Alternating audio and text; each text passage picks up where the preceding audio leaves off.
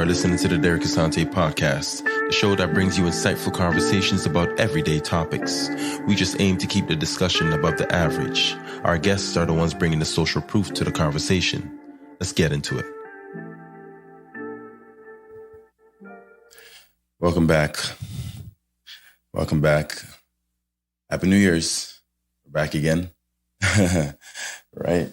We're going to keep saying it until the month of January is over, basically. This episode is a special one.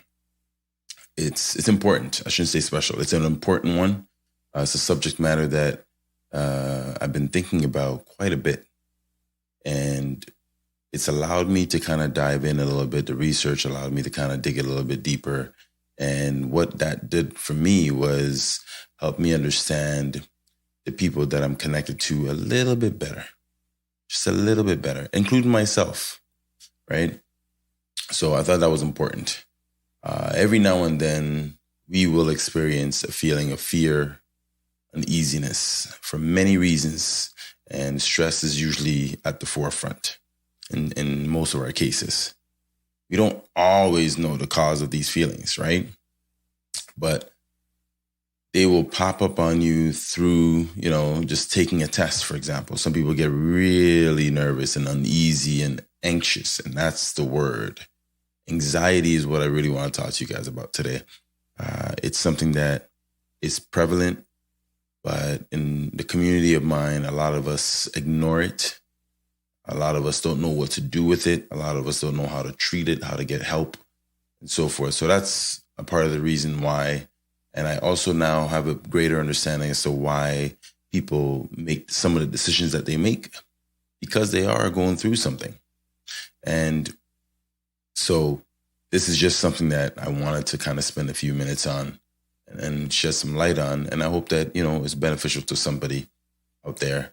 Other situations that people have difficulty with could be at work, right? And sometimes it's just all about making an important decision, and all of a sudden you get anxious with that.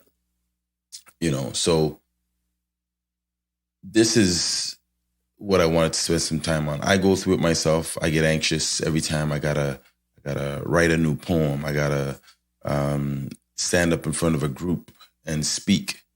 I gotta, challenge somebody on an opinion that they shared that I thought was not accurate or it didn't sit well with me, maybe, right? And so I have to address these things. But regardless, whenever I have to, do something before someone other than myself, it's very uncomfortable. And that's where anxiety can creep up on you, right? And it can do quite some damage if you allow it to occupy too much space within yourself. Another thing for me is being here with y'all, talking to you, starting this podcast, talking to people that I may never meet, and sometimes I will. And so it's tough. It's not easy. It's not easy. And the more and more I reach out to people to become guests, the more and more I'm realizing, especially after the pandemic, which is interesting. And I think it's connected, right? Rightfully so. But a lot of people say, let me think about it. I'll get back to you. Or I don't know if I can do that. I don't know if it's for me, right? I don't know how I'm going to be able to do that. I'm nervous. I've never done it before. And all these things, all these messaging that they're sharing with me is anxiety. Might be in its, smaller forms. And for some, it might be, way, way overwhelming that they can't consider themselves doing something like that. But anxiety is like anything else. It's got its pros and it's got its cons. It can be very detrimental, right? Or it can actually help you focus. It may give you a boost of energy. Depends on what you're trying to do. And it can sometimes help you cope because you're so nervous. You get that tunnel vision effect happening, right? Where you kind of zone in on something because you don't want to mess it up. And that's the anxiety talking to you, right? It's a little bit of fear in there too.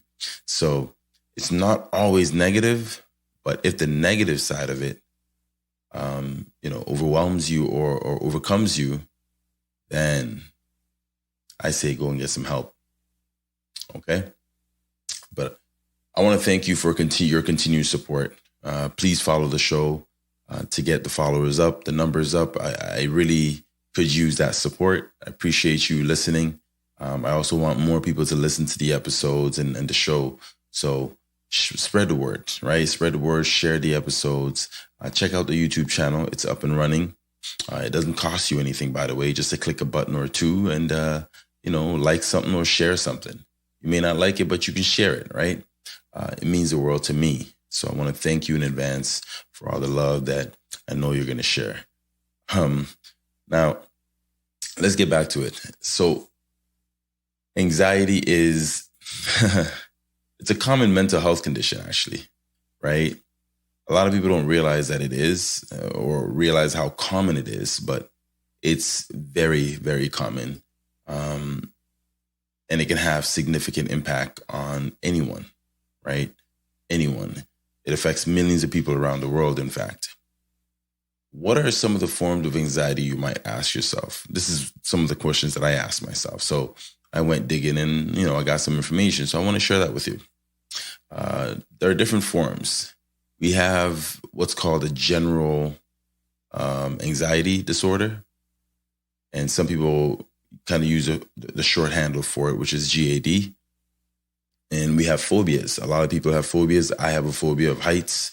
Don't put me on anything higher than 10 feet. I'm because I feel like if I can't land on my 2 feet without breaking them, I shouldn't be up there.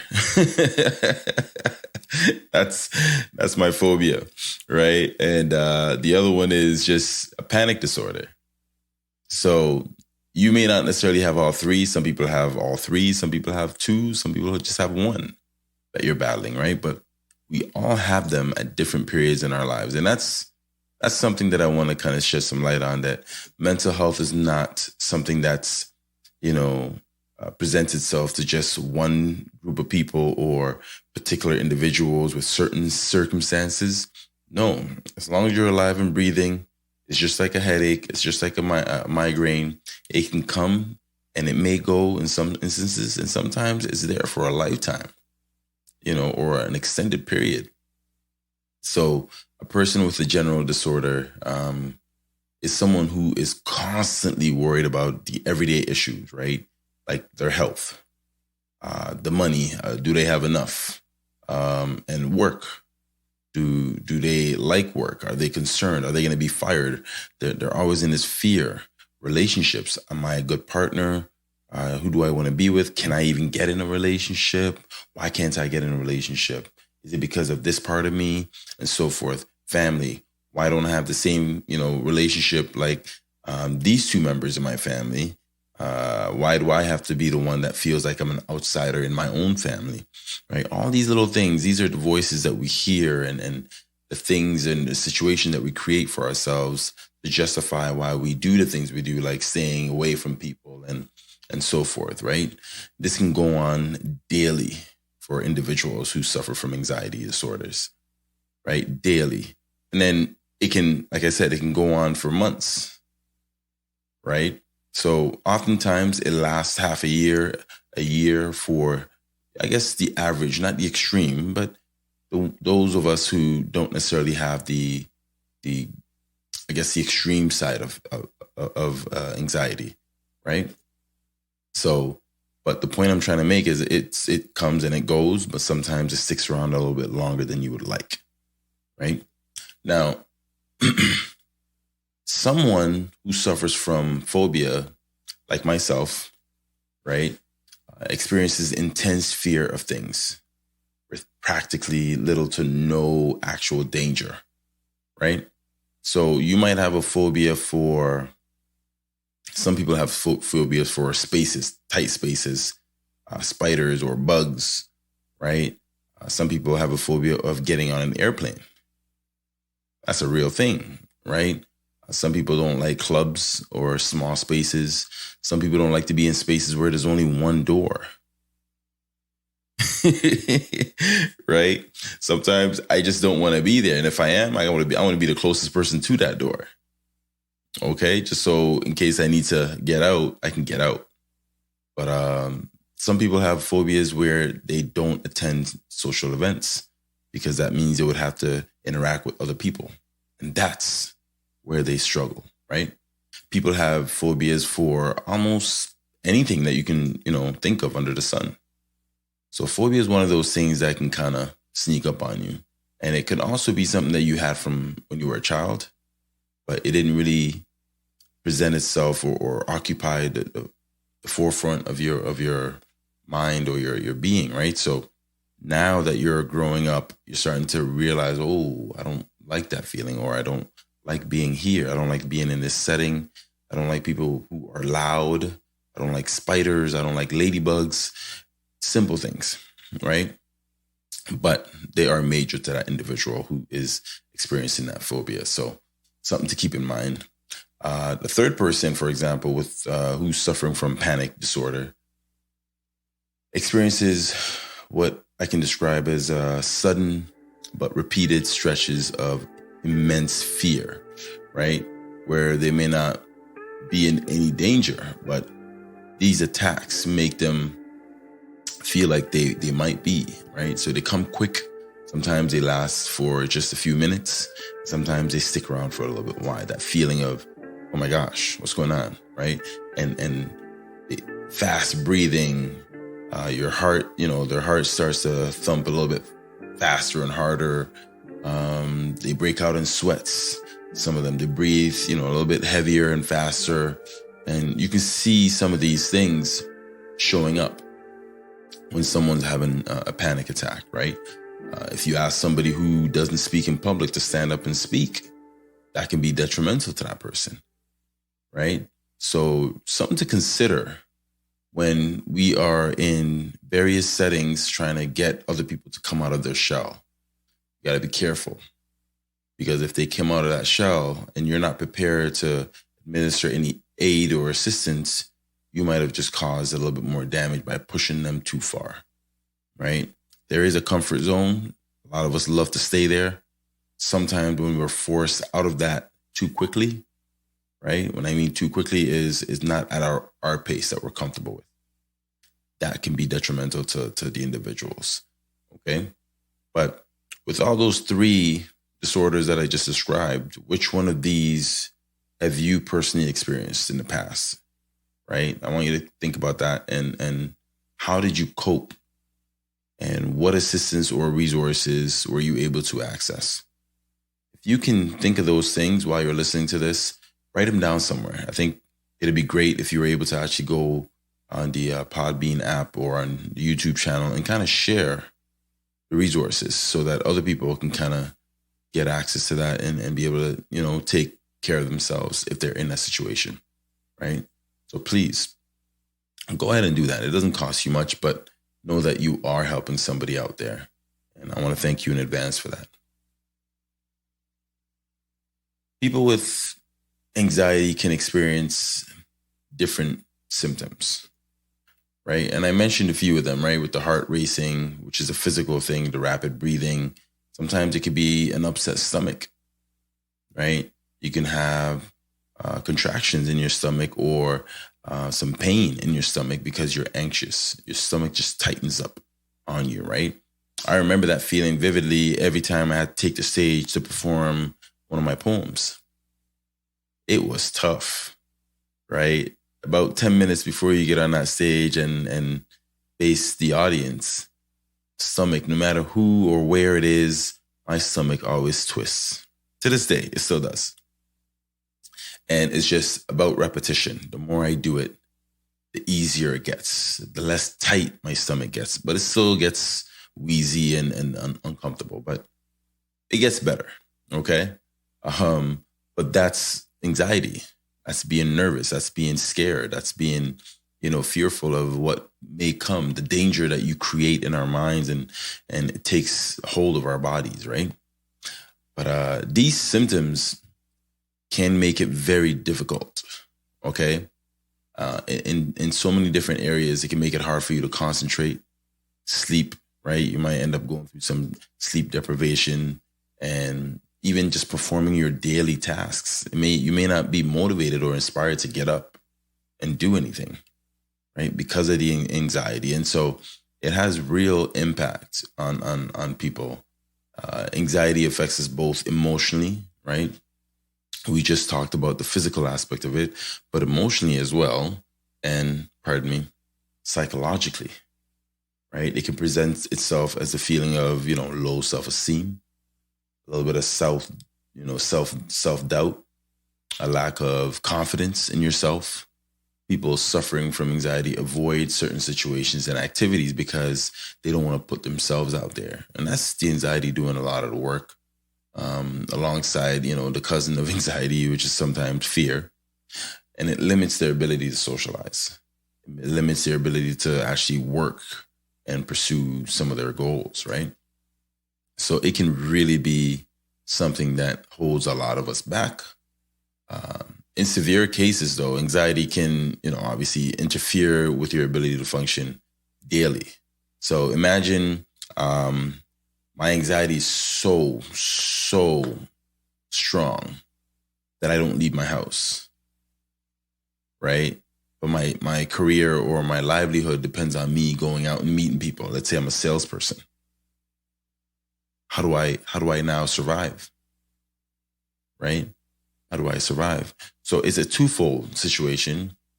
It can lead to Great Depression or addiction, right? And the addiction comes from coping mechanisms, right? You're trying to run away from it or get away from it. And so you find yourself being addicted to something else that may help you with small fixes or quick fixes. But then before you know it, with time, you're now addicted to this fix that you were using for, short moments. It's now become a part of your daily routine. It is now your daily routine.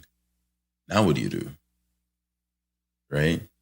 I don't want to beat the negative in your head. I just want you to understand how important it is to pay close attention to some of these signs, right? I'm going to share some tells with you in a brief moment, but I just wanted to plant that seed. The positive thing is there are many effective treatments available for anxiety. Yay! Some good news, right? Derek just beat us over the head with all this negative stuff, but that's just the effects of anxiety. But you can get treatment for it, right? Therapy helps. Medication helps. And obviously adopting some sort of self-help techniques, right, that you might get from specialists and other resources, okay? Get the help of a mental health professional. That's important. One of the first steps is that, right? Getting that help professionally and then managing your anxiety and improving your mental health. And that will then lead to you improving your quality of life. Okay? So the question you might be thinking, because I was thinking it, what causes anxiety disorders? And I thought that was a key question. I think that's important, right? Again, share your thoughts. I want to know what you think cause, anxiety disorders. But no one really knows what causes anxiety. But through some studies that I came across, it can be factors like genetics, stress. It's definitely there. Stress is, stress is at the center of a lot of things, right? Our ailments and diseases and health issues stem from stress, right? Stress doesn't mean something heavy that's coming down on you. It can be as simple as something is making you uncomfortable and your body reacts to that. It's a chemical imbalance, right? The body responds to that uneasiness and releases defense, chemicals within the body. And sometimes those chemicals literally cause you more harm because they're trying to protect you from what they think is dangerous. And that danger might just be another organism that was doing something a little bit out of character, but necessary, right? And then all of a sudden now you got a problem internally. So take that analogy and kind of think about your body in that sense. Your environment, right, can also cause anxiety, and brain and biology and chemistry, right? This is what I'm talking about with the body responding, have been identified as contributors. So it's not just the internal, but it's also your external surroundings that can have an impact on you. People with anxiety may find it difficult to focus on, just a single task, right, for an extended period of time, and makes it challenging for them to complete schoolwork, work assignments, or projects. And this may obviously and can lead to feelings of frustration and overwhelmed, and feeling of, being overwhelmed with something, and that decrease in productivity automatically impacts your confidence. Now you have this self-doubt of, can I even do this job? Right? Can I finish this assignment? Am I good enough? Why did I say I wanted to take this on? And you start to question. This is anxiety doing its thing, right? Sometimes we identify anxiety as fear, right? So this is something to definitely have in the back of your mind, okay? And who is at risk for anxiety disorders? Is it men or is it women, right? Who is more at risk? And it's fair to say that obviously we're both at risk, men and women, right? But for different forms, it varies. For example, the general anxiety and the phobias are more commonly identified in women, right? A woman might not be able to complete her daily tasks because she's battling anxiety, self-confidence, self-identity. Maybe if it's a mother, then she might feel like, she should have been able to do this for her child, but she's lacking the confidence or the energy, and therefore she doesn't feel like she has, the capability of being the best mother that she's created in her mind, right? Or that they can't function without the other half of this child's, parenting unit. So if the father's not in the picture, that might be something that creates a bit of anxiety for that person. Or if they feel they were the reason why the father had left. Now that burden plays a role, right?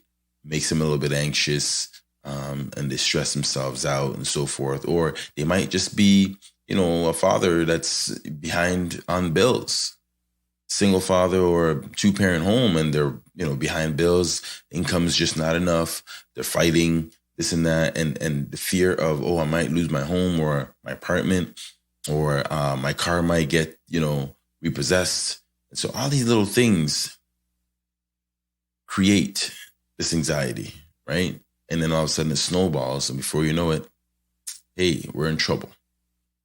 Okay? But social anxiety affects both men and women equally. Okay? So that's something to keep in mind. Anxiety can also have a negative impact on a person's relationship, like, intimate relationship or family relationships. People with anxiety may have a hard time forming and maintaining close relationships. Their anxiety causes them to kind of like avoid that social situation, right? I don't want to go out to dinner. Why? Because then other people might see me, right? I'm not happy with who I am today, maybe tomorrow, right? And then tomorrow comes, and what do they say? No, today's not a good day. They'll find another reason, and another reason, and another day will go by, and so forth. And it just keeps going. Before you know it, they never leave the house.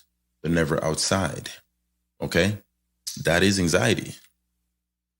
They're avoiding social situations so that they don't have to deal with whatever judgment that they've fabricated in their minds that other people are going to have of them. Oh, look at her. Why does she look like that? Why does she wear that outfit? Right? And so they create that withdrawal from others. And that's their way of coping. But it's, as you can see, it's not a positive thing. Because then the question becomes, when will you ever come outside? When will you ever take that step? If it's predicated on what other people think, which you have no control over, what do we do? Right? And that's where this thing can lead to isolation and loneliness. And we all can assume, because I've made that assumption, that when a person is constantly isolated or alone, it leads to all the bad things that we see and hear about, people ending their time here on earth with us. Right? So with that said, I just want you to kind of think about the people in your circles, your strong friends or your weak friends, your distant friends and your close ones, the family members, your loved ones, and all of them.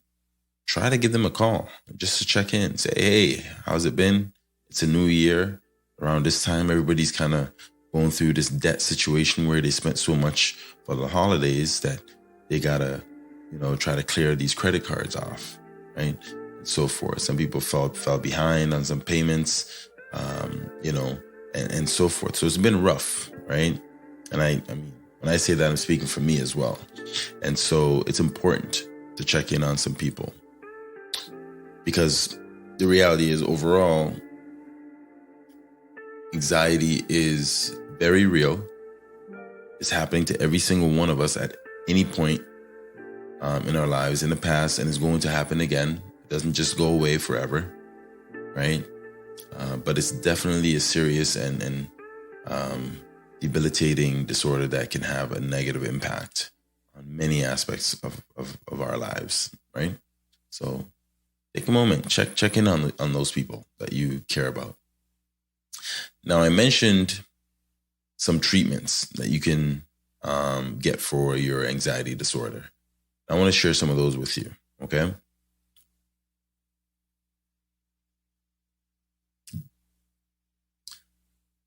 So, cognitive behavior therapy can definitely help you, right? It'll help you identify and change negative thought patterns that contribute to your anxiety. Because it really starts in the head. Everything starts from the head. Okay, a lot of things start from the head. Meditation is going to help with that as well. But another word that rhymes with meditation is medication, such as, right, antidepressants, anti-anxiety medication can also help reduce those symptoms. Something very manageable or doable is lifestyle changes. So some things that you're going to have to change about the way that you conduct yourself every day, right? Maybe regularly exercising.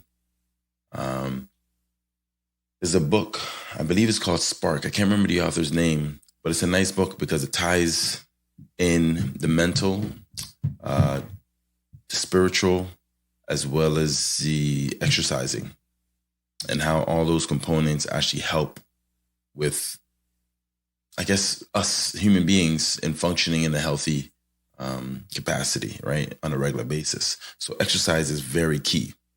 Healthy eating is going to be essential to you, and practice relaxation techniques, right? So that's where the meditation comes in, heavy breathing, slow breathing, kind of calming your body down and help manage that anxiety as well. So those are some things that you can do. Now, if you or someone you know is struggling with anxiety, it's very important. And I want to stress this. It's very important to seek help from a medical or mental health professional. With the right treatment and support, it is very possible to manage and reduce anxiety symptoms and improve your overall well-being, right? And that should be the goal. But I hope you found it beneficial, because I want to leave you with this. I hope you found this episode informative and resourceful, and that it gave you a little bit of hope, or a little bit of something. I just hope it gave you something. And if you got something from it, listen, let someone else get something from it. Okay. Now, for anyone suffering from, that's my son here, Miles. Give me a second, okay, buddy? For anyone suffering from any form of anxiety, hang in there. Don't quit the fight, because everything will always come to pass. And so what you're going through, this too shall pass, right? Find the courage and the strength that the people in your world that care about you, that, are ready and willing to help you get through or manage your anxiety, that you trust, feel safe around you, right? Let them help. Allow them in. Let them come in so they can do what they want to do, which is help you become a much better individual. Okay? Please go ahead and subscribe, follow the show, and share the episode. It means a lot to me. It helps me grow the show, and it allows me to provide you with all this content. And as always, until next episode, love, peace, and happiness.